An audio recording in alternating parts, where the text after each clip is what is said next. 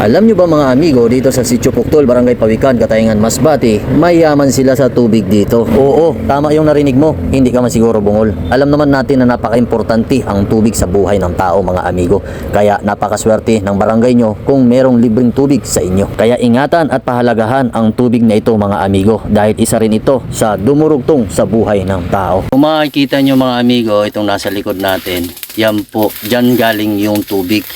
Kasi burabod yan. Kaya kung mapapansin nyo, simentado siya. Napag-usapan ng mga residente dito na simintuhin ang bukal na ito mga amigo para hindi marumihan, dahil ang tubig na ito ay pwedeng inumin dahil sa napakalinis at napakatamis pa mga amigo. Kamusta naman ang serbisyo ng tubig pampubliko mga amigo? Eto, minsan may awas, minsan wala.